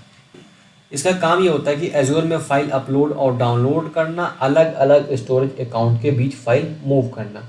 देन नेक्स्ट होता है एजोर फाइल सिंक्रोनाइज। इसमें क्या होता है कि विंडो सर्वर्स के लिए ये एडवांस सिंक्रोनाइज फैसिलिटीज प्रोवाइड कराता है। ये आपको लोकल विंडो फाइल सर्वर का एजोर के साथ कनेक्ट करता है। जैसे आपका विंडो सर्वर छोटी CDNs को कंटेंट डिलीवर नेटवर्क के थ्रू काम करता है, तो ये एजोर फाइल सिंक्रोनाइजेशन करता है क्या है कि लोकल सर्वर और एजोर के बीच एक डायरेक्शनल सिंक्रोनाइज करता है, ये टू वे ऑटोमेटिक सिंक्रोनाइज करता है। विंडो के किसी भी प्रोटोकॉल से फाइल एक्सेस कर सकते हो, जैसे भी NFS या फिर FTPS प्रोटोकॉल यूज़ करके। अगर लोकल सर्वर क्रैश भी हो जाए तो नया सर्वर में एजोर फाइल सिंक्रोनाइज इंस्टॉल करके आप सब कुछ वैसे ही बैकअप कर सकते हो। क्लाउड टायरिंग में भी वही होता है, जब भी फाइल्स फ्रीक्वेंटली एक्सेस होती है तो वो लोकल सर्वर में रहती है, जब कम एक्सेस होता है तो वो क्लाउड से स्टोर होता है, और जब ज़रूरत बढ़ती है तो वो फुल हो जाता है, राइट। तो यहाँ पे मैं अगर शॉर्ट समरी बताऊँ तो हमारे पास जो AZ कॉपी है, अगर मैं शॉर्ट समरी बताऊँ जो हमारे पास AZ कॉपी है, तो यहाँ पे कमांड से फाइल अपलोड या डाउनलोड कर सकते हो, ठीक है। दूसरा जो हमारे पास एजोर स्टोरेज एक्सप्लोरर है, तो ये GUI ऐप है जिसमें आप क्लिक से आप फाइल्स मैनेज कर सकते हो। तीसरा हमारे पास एजोर फाइल जो सिंक्रोनाइज, इसमें क्या होता है, विंडोज सर्वर और एजोर के बीच में टू वे ऑटोमेटिक साइन कर सकते हो। तो ये चीज़ें आप लोग यहाँ पे कर सकते हो, ठीक है। देन हम लोग नेक्स्ट जो हमारा मॉड्यूल है वो आपके लिए और समरी है, जो कि नॉर्मल सा समरी है, तो आप पढ़ सकते हो, ठीक। तो ये हमारा जो एजोर स्टोरेज सर्विसेज हमारा एंड हो गया। देन ये हमारा 3 मॉड्यूल एंड हो चुका है। लास्ट मॉड्यूल इसका बचा हुआ है, describe Azure identity access and security, right. तो हम इसको स्टार्ट करते हैं, ठीक है। तो एजोर डायरेक्टरी सर्विसेज क्या होता है कि एजोर में आपको यूज़र को लॉगिन परमिशंस और सिक्योरिटी देना होता है। इसके लिए डायरेक्टरी सर्विस का यूज़ करते हैं। मैं दो इम्पॉर्टेंट सर्विसेज होते हैं, लाइक माइक्रोसॉफ्ट इंट्रा आईडी और Microsoft intra domain services. Microsoft intra ID, पहले इसको एजोर आईडी कहते थे, ये एक क्लाउड बेस्ड आइडेंटिटी सिस्टम है, ठीक है। और इससे आप माइक्रोसॉफ्ट ऐप्स जैसे ऑफिस 365, एजोर और खुद बनाए हुए ऐप्स में लॉगिन कर सकते हो।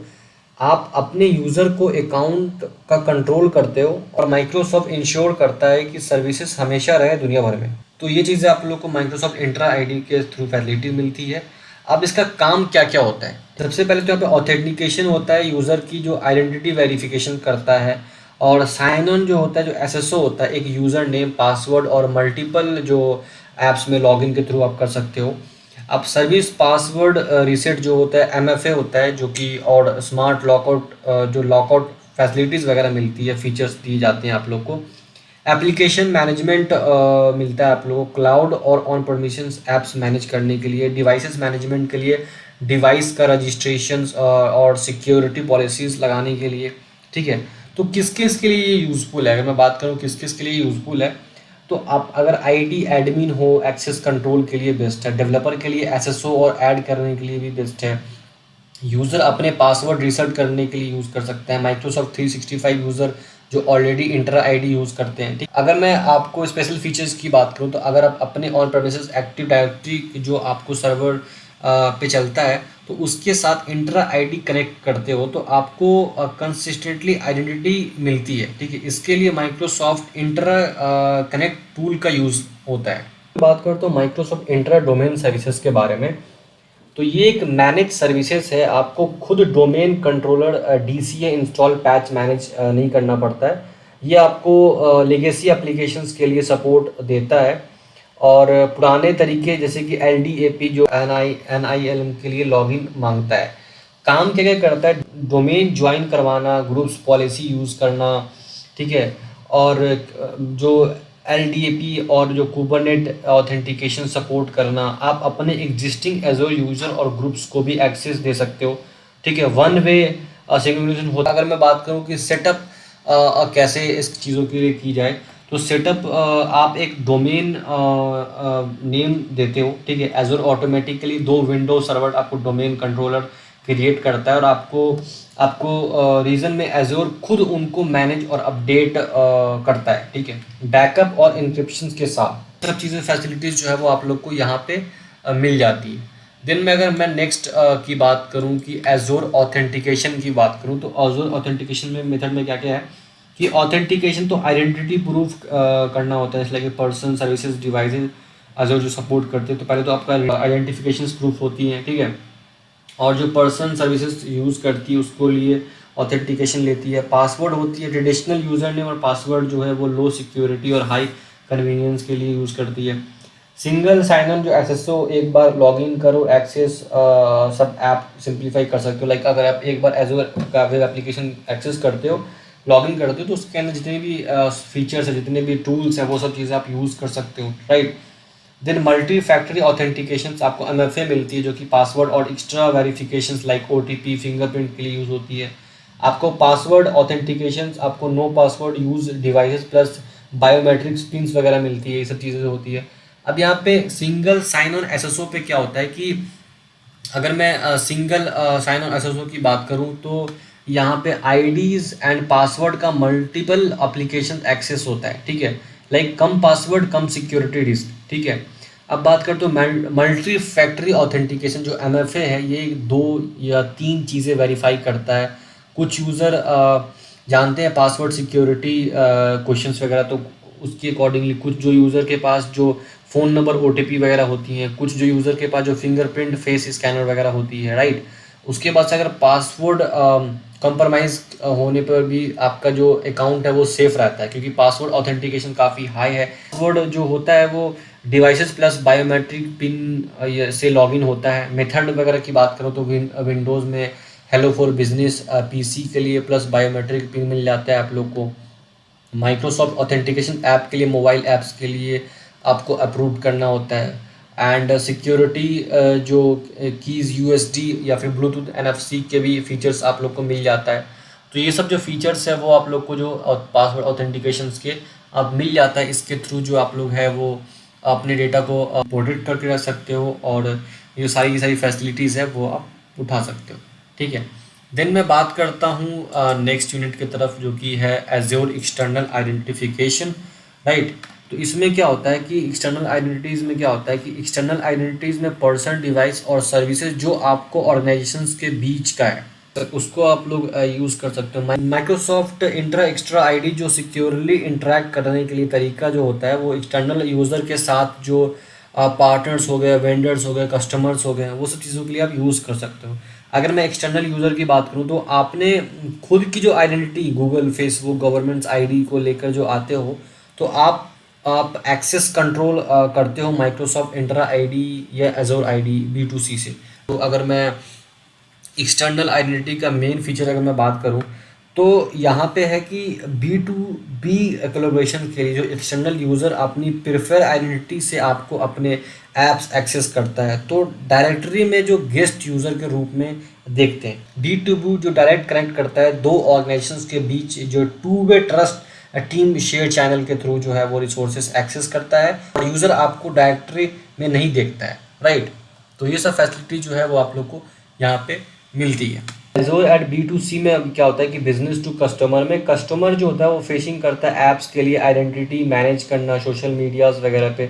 इंपॉर्टेंट पॉइंट्स ये है कि जैसे कि माइक्रोसॉफ्ट जो एक्स्ट्रा B2B से गेस्ट यूज़र को इनवाइट कर सकता है, ठीक है, और एक्सेस रिव्यू करके गेस्ट को एक्सेस कंट्रोल या रिमूव कर सकता है, राइट। तो ये सब चीज़ें यहाँ पे इस यूनिट्स के अंदर में मेंशन है। अगर मैं नेक्स्ट यूनिट पे जाऊँगा तो एजोर कंडीशनल एक्सेस के बारे में आता है कि कंडीशनल एक्सेस क्या होता है कि माइक्रोसॉफ्ट इंट्रा आईडी का टूल जो एक्सेस अलाउ या डिनाई करता है based on the identity signal, ये आपको जो एक्सेस अलाउ और डिनाई करता है। अब सिग्नल क्या होता है, यहाँ पे यूज़र कौन है, कहाँ से लॉगिन कर रहा है, किस डिवाइस से लॉगिन कर रहा है, ये सब चीज़ें सिग्नल में आती है। अब कंडीशनल एक्सेस से क्या होता है कि यूज़र को कहीं से भी प्रोडक्टिविटी बनाने में मदद करता है, जो ऑर्गेनाइजेशंस के एसेट को प्रोटेक्ट करता है। काम कैसे करता है, ठीक है, साइन इन के टाइम में जो सिग्नल कलेक्ट होता है, यानी कि लोकेशन, डिवाइसेस, ऐप, वो सारी चीज़ें जो होता है वो सिग्नल के अंदर में मॉनिटर होता है, राइट। उसके बाद से डिसीजन होता है कि अलाउ देना है या डिनाई करना है, ठीक है। अगर उसको लगता है कि कुछ ऐसा क्रिटिकल इशू है तो वो आपको एमएफए के थ्रू आपको वो मैनेज करता है। इन्फोर्समेंट होता है, ठीक, कि फाइनल एक्शन लेवल पे कि हाँ अगर आपका नोन लोकेशन से फुल एक्सेस मिल जाता है, नोन लोकेशन है तो वो एमएफए के थ्रू आपको मांगता है या फिर ब्लॉक कर देता है। कंडीशनल एक्सेस का यूज़ की बात करूँ तो यहाँ पे रोल लोकेशंस या नेटवर्क के हिसाब से आपको एमएफए रिक्वायरमेंट करता है, ठीक है। यहाँ पे आपको सिर्फ अप्रूव्ड ऐप के थ्रू एक्सेस अलाउ करना होता है, मैनेज डिवाइसेस से भी आप एक्सेस करना होता है, और अनट्रस्टेड सोर्सेज को भी ये एक्सेस या ब्लॉक करने की इसके पास पावर्स होती है। तो इस तरीके से यहाँ पे माइक्रोसॉफ्ट एजोर कंडीशनल एक्सेस के अंदर में मेंशन किया गया है। देन मैं नेक्स्ट पार्ट पे आता हूँ, Azure role based access control, right. तो यहाँ पे रोल बेस्ड एक्सेस कंट्रोल को हम लोग RBAC भी कहते हैं। तो ये एक्सेस कंट्रोल सिस्टम होता है जिसमें आपको रिसोर्सेज पे रोल के बेसिस पे एक्सेस देता है, ठीक है। यहाँ पे प्रिंसिपल ऑफ लिस्ट प्रिविलेज कहते हैं इसको, जैसे कि आपको सिर्फ ज़रूरत के हिसाब से एक्सेस देना होता है, जिसमें रीड एक्सेस चाहिए उसमें सिर्फ रीड देता है, राइट नहीं देता है। एज्योर RBAC का काम क्या होता है, RBAC बोले तो रोल बेस्ड एक्सेस कंट्रोल। तो इसमें क्या होता है कि बिल्ट इन रोल अवेलेबल होता है, जिसमें जैसे कि ऑनर हो गया, रीडर हो गया, कंट्रीब्यूटर हो गया। तो कस्टम्स रोल भी बना सकते हैं, यूज़र को ग्रुप्स को रोल्स असाइन करते हैं, उनके रोल्स के हिसाब से एक्सेस मिलती है। एग्जाम्पल में नया इंजीनियर आया है कोई, ठीक है, तो कोई किसी ऑर्गेनाइजेशन में, तो उसको क्या करेंगे हम लोग role based access control group में हम लोग उसको ऐड कर देते हैं, ऑथेंटिकेशन एक्सेस मिल जाएगा। बात करते हैं स्कोप क्या क्या है। तो स्कोप यानी किसी लेवल पे एक्सेस अप्लाई होता है, मैनेजमेंट ग्रुप और सब्सक्रिप्शंस हो गया, रिकवरी ग्रुप्स हो गया, सिंगल रिसोर्सेज वगैरह हो गए यहाँ पे, ठीक है। अगर मैं पेरेंट स्कोप पे अगर मैं दिया गया है तो एक्सेस चाइल्ड स्कोप पे भी वो चीज़ें इनहेरिट होती है। अब मैं बात करता हूँ कि एज्योर RBAC कैसे इन्फोर्स होता है, right. Role based access control जो कैसे इन्फोर्स होता है, तो एज्योर रिसोर्सेज मैनेजर के थ्रू इन्फोर्स होता है। पोर्टल जो होता है क्लाउड शेल या फिर पावर शेल या फिर CLI के एक्सेस चेक करता है कि अलाउ मॉडल से यूज़ होता है, और असाइन रोल के एक्शंस को अलाउ करता है। एप्लीकेशन जो होता है वो डेटा लेवल सिक्योरिटी के अलग अलग हैंडल करना पड़ता है। इसमें भी काफ़ी सारी चीज़ें, ये सब चीज़ें होती है इन्फोर्समेंट करने के लिए, राइट। अगर नेक्स्ट मैं बात करता हूँ ज़ीरो ट्रस्ट मॉडल के ऊपर में। ज़ीरो ट्रस्ट मॉडल जो होता है ये एक सिक्योरिटी मॉडल है जो हमेशा ब्रीच एज्यूम करता है और हर रिक्वेस्ट को वेरीफाई करता है, जिससे वो अनकंट्रोल नेटवर्क से आ रही होती है, राइट। तो वो हर जो रिक्वेस्ट को क्या करता है, वो हमेशा ब्रीच एज्यूम करता है और वो रिक्वेस्ट को वेरीफाई करता है। अगर मैं बात करूं कि ज़ीरो ट्रस्ट मॉडल की जो प्रिंसिपल की बात करूं, तो ये पहले क्या करता है, ये पहले वेरीफाई करता है एक्सप्लिसिटी को, हमेशा ऑथेंटिकेशंस और ऑथराइजेशन सब अवेलेबल्स डेटा पॉइंट्स के बेसिस पे पर करता है। यूज़र लिस्ट प्रिविलेज एक्सेस करता है, सिर्फ ज़रूरत के हिसाब से एक्सेस दी जाती है, just in time, just enough access. Assume करता है कि ये ब्रीच हो गया, राइट। ब्लास्ट रेडियस को मिनिमाइज करके एक्सेस को सेगमेंट करता है, और इंक्रिप्शंस वेरीफाई करना एनालिसिस को थ्रू डिटेक्शन और डिफेंस इंप्रूव करता है, ठीक। अब यहाँ पे ज़ीरो ट्रस्ट वर्सेस अगर ट्रेडिशनल सिक्योरिटी की मैं बात करूँ, तो यहाँ पे क्या है कि लाइक पहले क्या था कि अगर मैं ट्रेडिशनल की बात करूँ तो पहले क्या था, कॉरपोरेट नेटवर्क के अंदर होने पर डिवाइसेस सेफ माना जाता था, लाइक। बट अभी क्या है कि ज़ीरो ट्रस्ट के अंदर में हर डिवाइसेस यूज़र को ऑथेंटिकेशन से एक्सेस लोकेशंस पर नहीं, ऑथेंटिकेशंस के बेसिस पर देता है। अगर मैं इसकी लिटिल बिट समरी बता दूँ आप लोग को, तो यहाँ पे क्या है कि ये क्या है कि ज़ीरो ट्रस्टेड, किसी पे भी ट्रस्ट मत करो, हमेशा वेरीफाई करो और मिनिमाइज एक्सेस देने की कोशिश करो। यही चीज़ें इसके अंदर में ज़ीरो ट्रस्ट मॉडल्स के अंदर में बताया गया है, राइट। देन मैं आता हूँ नेक्स्ट है डिफेंस इन अ डेप्थ के बारे में। तो डिफेंस और डेप्थ का जो बेसिक्स होता है, ये इंफॉर्मेशन को सेफ रखना और अनऑथराइज लोगों से बचना जो बिना परमिशंस के डेटा चुरा सकते हैं, ठीक है। इसमें डिफेंस इन डेप्थ की लेयर्स होती है। सोचो जैसे एक ओनियन के अंदर में मल्टीपल्स लेयर होती हैं, वैसे ही इसके अंदर में भी लेयर्स होती हैं, और डेटा को प्रोटेक्ट करने के लिए हर लेयर्स के ऊपर लेयर्स होती है इसको प्रोटेक्ट करने के लिए, राइट। एंड ये डेफिनेटली ये जो इमेजेस है वो same to same as it is आपको एग्जामिनेशंस में रहने वाला है, राइट। तो आप इस तरीके से वो ड्रैग एंड ड्रॉप्स रहेगा कि इस तरीके से यहाँ से आप पिक करके, जैसे कि नेटवर्क यहाँ पे ऑप्शंस नहीं होगा, राइट। अब यहाँ पे मल्टीपल्स ऑप्शंस होंगे, तो आपको यहाँ से ट्रैक करके नेटवर्क यहाँ पे आपको ड्रॉप करना है। इस तरीके के भी क्वेश्चंस रहते हैं। अगर बात करूँ कि डेटा सेंटर में जो एप्लीकेशंस की बात करूँ, राइट। अगर मैं डेटा सेंटर की बात करूँ, या फिर मैं एप्लीकेशंस की बात करूँ, कंप्यूट नेटवर्क या फिर पैरामीटर्स की बात करूँ, आइडेंटिटी एक्सेस की बात करूँ, फिजिकल सिक्योरिटी की बात करूँ, तो अगर एक लेयर फेल हो गया, किसी भी लेयर की डिपेंडेंसी नहीं है, अगर एक लेयर फेल भी हो जाता है तो दूसरा लेयर रेडी रहता है उस चीज़ों के लिए। हर लेयर का रोल्स होता है। फिजिकल जो सिक्योरिटी की मैं बात करूँ, तो फिजिकल सिक्योरिटी डेटा सेंटर के बिल्डिंग और हार्डवेयर के सिक्योर करना। माइक्रोसॉफ्ट अपना क्लाउड डेटा सेंटर में स्टोरेज फिजिकली सिक्योरिटी यूज़ करता है और ये आइडेंटिटी एंड एक्सेस ये इंश्योर करता है कि सिर्फ ऑथराइज लोग ही एक्सेस करें, जैसे कि single sign on SSO multiple factor authentication के सब चेंजेस का रिकॉर्ड रखता है। नेटवर्क के बाहर से होने वाले बड़े अटैक जैसे डीडॉस को फिल्टर करता है और ताकि सिस्टम डाउन ना हो। ठीक है, अब यहाँ पे नेटवर्क भी है कि रिसोर्सेज के बीच में जो कम्युनिकेशन लिमिटेड करना हो तो सिर्फ ज़रूरत के हिसाब से ही एक्सेस अलाउ करना, बाकी सब डिनाई कर देना होता है। अब कंप्यूट की बात करें तो वर्चुअल मशीन्स को सिक्योर करना, डिवाइसेस को एंड पॉइंट प्रोटेक्शन लगाना और सिस्टम को अपडेटेड रखना।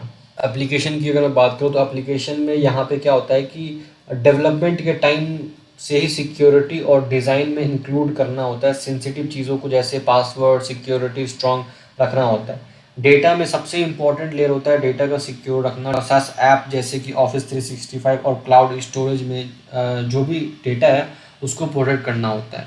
ठीक है, तो अगर मैं ऑल ओवर बता दूं इस यूनिट के अंदर में क्या था कि डिफेंस इन डेप्थ में एक ऐसा स्ट्रैटेजी है जिसमें मल्टीपल्स लेयर होते हैं, राइट, लेयर होते हैं और डेटा को प्रोटेक्ट करता है। हर लेयर अपने आप में एक फ्री होता है और एक लेयर फेल भी होता है तो दूसरा लेयर डिफेंस करने के लिए तैयार होता है। तो ये सब चीज़ें इस चीज़ों के अंदर में इस यूनिट के अंदर में बताया गया। दिन में नेक्स्ट आता हूँ Microsoft defender for the cloud. तो माइक्रोसॉफ्ट डिफेंडर क्लाउड के अंदर में ये एक सिक्योरिटी मॉनिटरिंग टूल होता है जो कि आपको क्लाउड और प्रेमिसेस हाइब्रिड और मल्टी क्लाउड इन्वायरमेंट की सिक्योरिटी को मैनेज करता है और थ्रेट से बचाता है। ये टूल्स है बेसिकली जो आपके रिसोर्सेज को स्ट्रॉन्ग बनाता है और ये अटैकर से प्रोटेक्ट करता है और सिक्योरिटी मैनेजमेंट के लिए बनाने के लिए हेल्प करता है। तो सबसे अच्छी बात है कि एजोर के साथ जो ऑलरेडी इंटीग्रेटेड होता है, अलग से इंस्टॉल नहीं करना पड़ता। अगर बात करता हूँ एजोर नेटिव प्रोटेक्शन क्या होता है, तो एजोर पास सर्विसेज जो होता है वो एजोर ऐप सर्विसेज और एजोर एसक्यूएल हो गया, स्टोरेज हो गया, अकाउंट जैसे सर्विसेज का थ्रेट है डेटा यूज़ करता है और एजोर डेटा सर्विसेज डेटा क्लासीफाई करता है और वल्नरेबिलिटी डिटेक्ट करता है और फिक्स करने का सजेशंस देता है। अगर मैं हाइब्रिड और दूसरे क्लाउड के लिए क्या करता है, तो हाइब्रिड रिसोर्स एजोर के बाहर के सर्विसेज को प्रोटेक्ट करता है, कस्टमाइज थ्रेड और इंटेलिजेंसी और प्रायोरिटी अलर्ट करता है करने के साथ साथ अदर क्लाउड AWS और जो माइक्रोसॉफ्ट और जो गूगल की GCP है AWS रिसोर्सेज को सिक्योर बेंचमार्क के अकॉर्डिंग एक्सेस करता है। कंटेनर और सर्विसेज के लिए भी थ्रेट डिटेक्शन देता है। अगर मैं डिफेंडर फॉर क्लाउड का मेन काम क्या करता हूँ, मतलब कंटिन्यूसली ऐप का एक्सेस करना, इन्वायरमेंट की जो रेगुलर वल्नरेबिलिटी है स्कैन करता है, थ्रेट को वल्नरेबिलिटी को मैनेजमेंट से डिटेक्ट करके रिपोर्ट देता है, सिक्योर करता है, बेस्ट सिक्योर प्रोटेक्शन के साथ आपको वर्कलोड को सिक्योर करता है और पॉलिसी अप्लाई करता है। डिफेंड भी करता है जैसे लाइक थ्रेट डिटेक्ट करता है, सिक्योर करता है डेटा को एंड इसके साथ साथ रिकमेंडेशन स्टेप भी बताता है कि आपको अटैकर के पैटर्न को समझने के लिए जो किल चेन एनालिसिस का यूज़ करता है, आपको वो चीज़ भी बताता है, एडवांस थ्रेट प्रोटेक्शंस देता है। अगर इस यूनिट का अगर मैं आप लोग को समरी बताऊं तो माइक्रोसॉफ्ट डिफेंडर जो है क्लाउड और माइक्रोसॉफ्ट सर्विसेज को एक्सेस करता है, सिक्योर करता है और डिफेंड करता है, चाहे आप एजोर यूज़ कर रहे हो या आप AWS GCP या आप ऑन परमिशन सेटअप कर रहे हो। तो वो चीज़ें आप लोग को एक्सेस करना, सिक्योर करना, अवेयर करना, डिफेंड करना, ये चीज़ें जो है वो इस यूनिट के अंदर में मेंशन है, राइट। लास्ट आपका मॉडल है जो कि आप कंप्लीट करोगे और देन समरी है, राइट। तो फाइनली जो हमारा describe Azure identity access and security ये चीज़ें जो हमने कंप्लीट कर ली है।